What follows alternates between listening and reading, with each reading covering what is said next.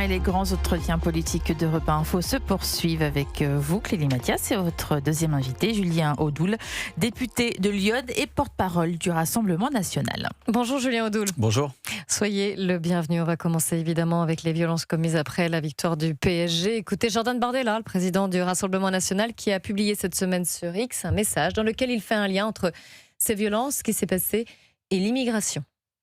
Des bandes de délinquants ont pu imposer leur terreur face à un État impuissant et souvent spectateur. Dans la foule, pratiquement aucune femme, aucune famille, principalement de jeunes émeutiers venus des cités de l'agglomération parisienne. Le gouvernement avait pourtant mobilisé un important dispositif de force de l'ordre, mais sans instruction claire venue d'en haut, sans courage politique des dirigeants, nos policiers seuls n'ont pu faire face.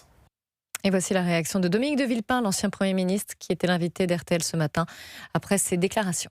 Ça, c'est un mensonge. On le sait statistiquement. Quand on regarde les comparutions immédiates, et il suffit de regarder ceux qui sont passés en comparution immédiate, on se rend compte que ce que dit Jordan Bardella est faux. Et j'apprécierais qu'il puisse le constater, le vérifier et s'excuser. Ce sont des simplismes qui contribue à faire ce que le Rassemblement national fait merveilleusement, c'est-à-dire à cliver la société française, à monter une partie de la société contre une autre et à nous empêcher de trouver les vraies réponses qui doivent passer par une vision pragmatique de la situation. Alors, il n'est pas le seul à dénoncer ces mensonges, puisque Raphaël Glucksmann accuse le RN de faire du profiling. Jordan Bardella, quand il parle de lien avec l'immigration, je cite, il a des statistiques sur le nombre d'étrangers qui ont été arrêtés, sur le nombre d'immigrés, point d'interrogation. Qu'est-ce que vous leur répondez, Julien Audoul ? Je leur réponds qu'il faudrait qu'ils changent de lunettes ou qu'ils en mettent et qu'ils se mettent à regarder le réel en face. Et ils font une confusion majeure, une confusion d'ailleurs assez navrante, compte tenu de leur expertise qu'ils devraient avoir. Ils font une confusion entre immigrés et étrangers. L'INSEE fait cette distinction. Les étrangers, ceux qui n'ont pas la nationalité française, représentaient 15% des personnes interpellées. Ceux-là, oui, nous le disons précisé. Très clairement, les étrangers qui ont commis des dévastations, des attaques de force de l'ordre, qui ont pillé, doivent être expulsés. On n'a pas à s'embarrasser d'étrangers qui ne respectent pas nos lois et qui attentent à la sécurité des Français. Pour les autres, on voit bien dans le profil des émeutiers, de ces racailles et de ces voyous, qu'il y a un problème de fond, que ce sont des immigrés, c'est-à-dire que ce sont des gens qui ont un lien avec l'immigration, qu'ils soient nés en France ou pas. Et ces personnes, d'ailleurs, dont on devrait s'interroger et s'inquiéter du fait qu'ils soient nés en France, qu'ils sont français et qu'ils détestent la France et qu'ils ne sont pas du tout assimilés et qu'ils s'en prennent aux forces de l'ordre et qu'ils crachent sur notre drapeau et qu'ils s'en prennent aux boutiques, au commerce, ça pose un sérieux problème de voir qu'il y a toute une partie de la jeunesse, principalement issue des banlieues, qui est en rupture totale avec le vivre en France, avec nos codes, avec nos lois, avec nos institutions. Ça pose un souci sur l'assimilation. C'est politique, vous pensez ? Bien sûr qu'il y a un problème. Que ces jeunes portent ? Ou est-ce que c'est pas juste de la bêtise, casser pour casser ? C'est pas que de la bêtise. Moi, je veux bien. C'est un peu une excuse de dire que c'est de la bêtise, de dire que c'est des pauvres jeunes qui exultaient, qui avaient besoin d'exprimer leur joie, leur liesse. Non, c'est un problème de fond. C'est-à-dire, c'est une population qui n'a pas du tout été assimilée à la France, parce qu'on a fait venir trop de gens, de cultures souvent quelquefois incompatibles avec le vivre en France. Et quand vous accueillez trop, quand vous accueillez 530 000 personnes par an légalement, que vous avez 1 million de clandestins, vous ne pouvez pas faire les efforts nécessaires pour faire en sorte que ces gens-là deviennent pleinement des Français. Parce que oui, ils ont la carte d'identité française. Est-ce qu'ils sont français dans le cœur et dans l'esprit ? J'en doute. Oui, mais justement, est-ce que le problème n'est pas forcément leur origine, mais l'impunité ? C'est-à-dire que vous avez vu les... Tout est lié. Tout est lié. Peut-être pas forcément, Si, mais là sûr. vous avez vu la réponse judiciaire.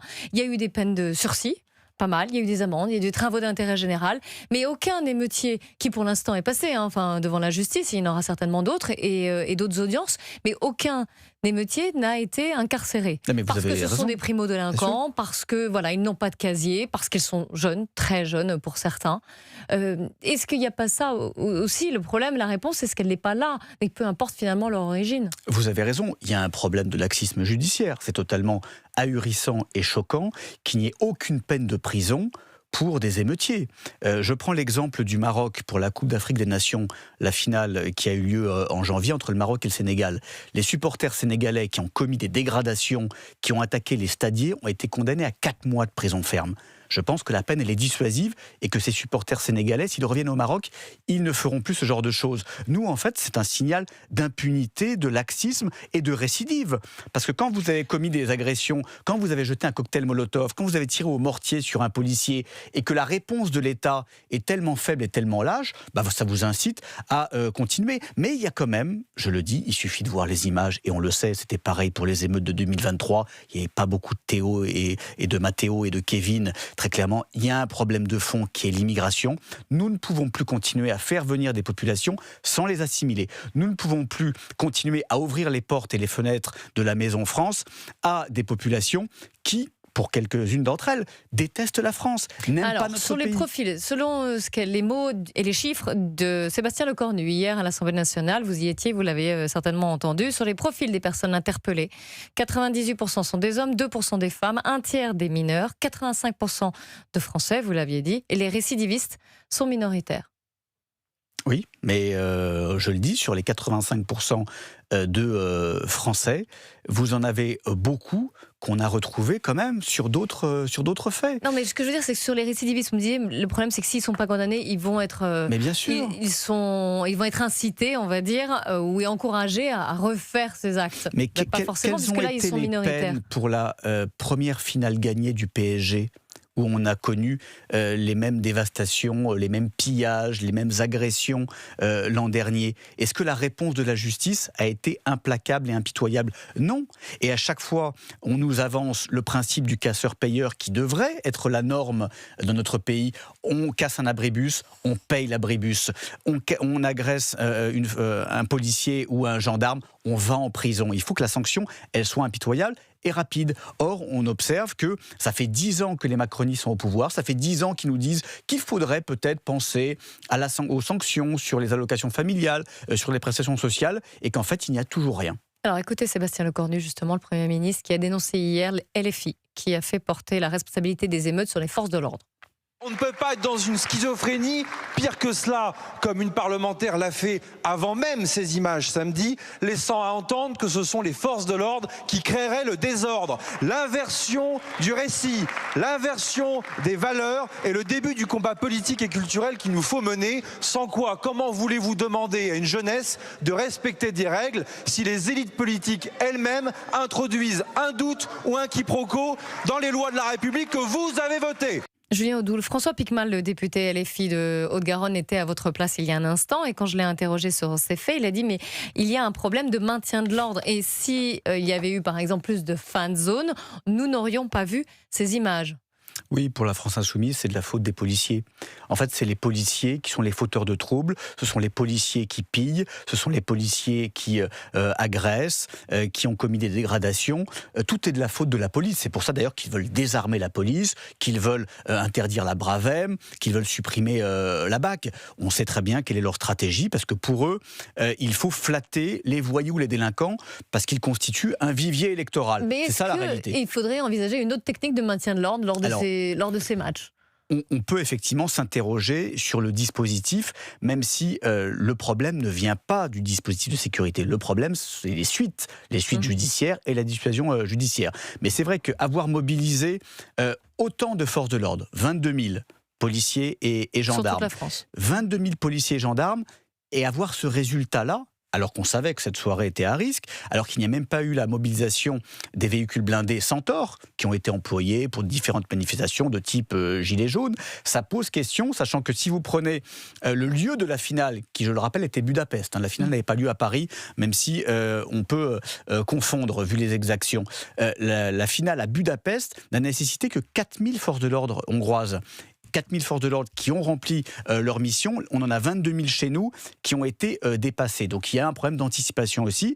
Et moi je dis au gouvernement que compte tenu des prochains matchs qui vont avoir lieu avec la Coupe du Monde de football, avec des matchs à risque, les matchs de l'équipe de France, mais je pense aussi aux matchs de l'équipe d'Algérie, par exemple, effectivement, il va falloir que le dispositif soit un petit peu différent.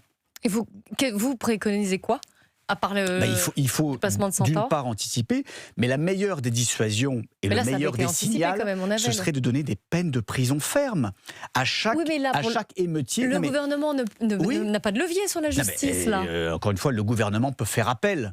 Le gouvernement peut faire appel de certaines décisions qui sont jugées On verra ce qu'il en est, mais préjudiciables ou inférieures à ce qui devrait être. Mais c'est vrai que le signal de laxisme est évidemment du carburant pour la récidive.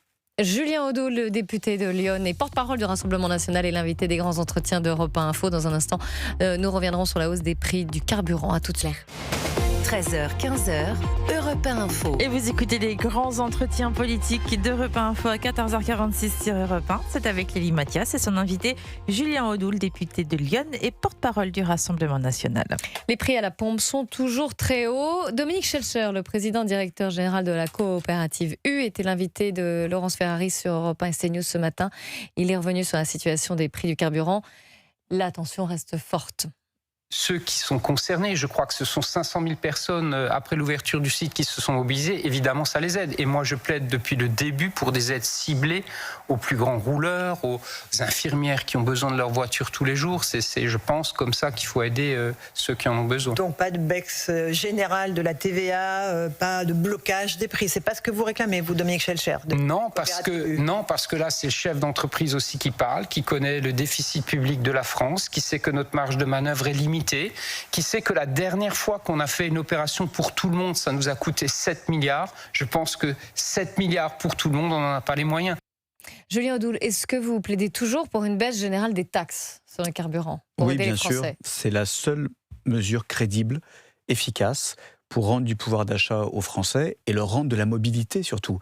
Dans la ruralité, vous savez, on parle d'aide ciblée, mais dans la ruralité, la plupart de nos concitoyens ont besoin de leur véhicule tous les jours pour les déplacements du quotidien, pour aller faire les courses, pour aller chercher un médecin qui est de plus en plus loin, pour aller emmener leurs enfants à l'école. Donc il faut baisser les taxes. Moi j'observe que Mais vous aidez tout le monde, des gouvernements, bien sûr, même les plus riches. mais oui, mais ça je sais, c'est toujours l'exemple. On va prendre le super riche qui roule en Cayenne. Oui, vous allez le privilégier, mais les études montrent que c'est d'abord et avant tout les catégories populaires et les classes moyennes qui bénéficient de la baisse de taxes parce qu'elles ont le plus besoin de leur véhicule. J'observe qu'il y a des gouvernements étrangers et voisins qui ont fait cet effort-là, notamment l'Espagne. L'Espagne a baissé la TVA à 10% sur les carburants. Et vous avez un litre d'essence qui est à 1,5. Et ça, très clairement, ça apporte de la mobilité, ça rend du pouvoir d'achat. Vous avez le gouvernement français, en revanche, lui, qui veut garder cet argent compte tenu de et l'état de nos continuer à finances matraquer les publiques, Français. est-ce que c'était pas et de cette guerre qui se prolonge, donc des tensions sur les prix du carburant, et on ne sait pas encore pour combien de temps. Est-ce que ce n'est pas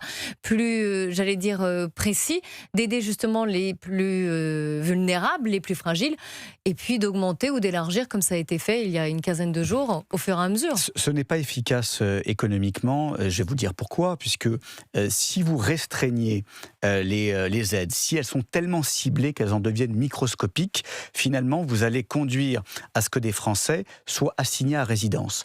Et si les charges sont beaucoup trop importantes, c'est-à-dire que si mettre de l'essence dans son réservoir pour aller travailler devient trop contraignant, les Français vont arrêter de travailler. Vous avez des secteurs d'activité qui vont être paralysés. Et donc l'économie française qui va continuer à s'écrouler. Rendre de l'argent aux Français avec cette baisse de taxes, c'est pas de l'argent qu'on leur donne, c'est pas des cadeaux, c'est permettre de fluidifier l'économie française. Alors justement, puisque vous parlez de l'économie française, le Conseil des prélèvements obligatoires, qui est présidé par Amélie de Montchalin. Quelle référence. Elle reconnaît, c'est désormais, c'est tout nouveau, vous le savez. Elle recommande de ne pas compenser la hausse des coûts du carburant par un geste fiscal et donc une baisse des taxes. Il y a eu un nouveau rapport qui a été publié aujourd'hui. Et pourquoi, dit-elle? 3 arguments. C'est contre-productif car cela priverait l'État de ressources précieuses. Le problème, c'est que nous avons des ressources. On parle si on baisse les taxes, on se prive d'une manne financière. On parle de 7 milliards d'euros. 7 milliards d'euros, c'est à peu près ce qu'on va verser en plus à l'Union européenne. on va verser 6 milliards d'euros supplémentaires au budget de l'Union européenne. Si vous prenez le montant aujourd'hui de la fraude sociale, ça représente 50 milliards par an. Si vous voyez ce que coûte l'aide médicale d'État, la palette de soins réservée aux clandestins, on est à plus d'1 milliard d'euros par an. Ce que coûtent notamment les faux mineurs isolés pour les départements, on est à 2 milliards d'euros par an. Donc il y a énormément de marge de manœuvre. Si vous prenez l'audiovisuel public. Tout le budget. Mais oui, mais c'est pour ça que nous proposons des économies. On a proposé 100 milliards d'euros d'économies dans notre contre-budget avec le groupe Rassemblement National. Donc nous sommes en capacité de faire des économies, de lutter contre les gaspillages et de rendre de l'argent aux Français avec une baisse de taxes. Deuxième argument de ce Conseil des prélèvements obligatoires, c'est un mauvais signal écologique, notamment. Écologique. Oui. Oui, parce que ça vrai. incite les gens à continuer d'utiliser Bien sûr, leur... mais il faut arrêter de s'en prendre aux Français qui ne polluent pas. Ce ne sont pas les Français. La France représente 0,9% des émissions de gaz à effet de serre mondiales. Donc arrêtons de s'en prendre à Madame Michu qui prend son diesel tous les matins. Ce n'est pas elle qui est responsable du réchauffement climatique. Ce sont les grandes puissances polluantes, les États-Unis, la Chine, le Brésil et d'autres pays émergents qui, compte tenu du modèle économique qui est le nôtre, détruisent la planète. Un seul supertanker qui traverse l'Atlantique pollue autant que 1 million de véhicules. Il faut le dire. Donc arrêtons de s'en prendre aux Français qui ont déjà fait beaucoup d'efforts ces dernières années. Troisième argument, et ça on l'a déjà évoqué, ce ne sont pas les plus fragiles qui en profitent. Bah si, justement, une baisse de taxes, ça permet d'abord et avant tout de bénéficier aux catégories populaires et aux classes moyennes. Le 2027, à présent, je voudrais vous faire écouter Louis Alliot, le vice-président du RN, maire de Perpignan. On lui a demandé, puisque ça va être la question quand même dans les semaines qui viennent pour vous, on lui a demandé si Marine Le Pen devait laisser sa place à Jordan Bardella. Si Marine Le Pen a le droit de se présenter, elle se présentera. Et dans tous les cas de figure, c'est un binôme avant l'élection. Les Français n'élisent qu'un candidat. Non, c'est un binôme. Comment ça, non avant l'élection, on n'élit pas un binôme, ce sera un binôme ou un président. Pendant l'élection, et ce sera un binôme après l'élection. Marine Le Pen ne va pas disparaître de la scène politique, elle sera toujours là. Elle sera toujours une voix écoutée en France. Et donc elle sera, j'allais dire, dans le débat public et au cœur de l'activité. Une sorte de tuteur pour Jordan Bardella. Pas de tuteur. Elle sera au cœur de l'actualité aussi de notre formation politique. Alors c'est vrai que la situation au RN est un petit peu particulière, Julien Audoul, sachant en plus qu'il y a un directeur de campagne qui a été nommé, Julien Sanchez, le député européen. Et vous avez 2 têtes d'affiche, 2 potentiels candidats. C'est un ticket en fait à l'américaine ? On a beaucoup de chance, il est vrai. On est un parti gâté, puisqu'on a un homme d'État et une femme d'État. On a 2 personnalités qui font partie des personnalités politiques préférées des Français. Et on a 2 personnalités qui peuvent faire gagner nos idées en 2027. Alors c'est vrai que par rapport aux autres partis politiques, on a une longueur d'avance parce qu'eux, ils ont déjà du mal à trouver un demi-candidat. Nous, on en a 2. Voilà. Et ce sera décidé les filles, ils ont Jean-Luc Mélenchon. Donc, vous avez qui alors? Jordan Bardella, Marine Le Pen, pour l'instant? Oui, on a un duo extrêmement performant, un duo qui plaît aux Français. Alors, performant, mais est-ce qu'il est d'accord? Notamment sur la réforme des retraites, qui est, on le sait, un sujet qui est très marqueur. Il semble qu'il y ait un peu de flou quand même dans les propositions. Qu'est-ce que vous préconisez pour les retraites? Mais c'est très simple, c'est le même programme déjà, hein, que ce soit pour Marine ou pour Jordan. Oui, mais il y a des nuances, visiblement. Non, c'est pas notamment sur l'âge, sur les 62 ans. Mais non, mais encore une fois, nous, ce que nous disons depuis 2022, puisque le programme n'a pas changé, même si certains aimeraient qu'il change, nous nous basons d'abord sur les annuités travaillées. C'est un système progressif. Vous avez commencé à travailler avant 20 ans. Vous avez commencé à travailler avant 20 ans. Vous avez eu un métier difficile, un métier physique. Vous pouvez partir avec 40 annuités travaillées. Vous avez commencé à travailler après 20 ans, donc plus avec une profession intellectuelle, moins pénible physiquement, vous partez avec 42 annuités travaillées. Vous avez commencé à travailler à 22 ans, vous partez à 64, etc. etc. Donc il n'y a plus d'âge légal. Mais vous avez, encore une fois, un âge légal à 62 ans, mais pour partir avec une retraite à taux plein, mais il faut tenir compte des annuités travaillées.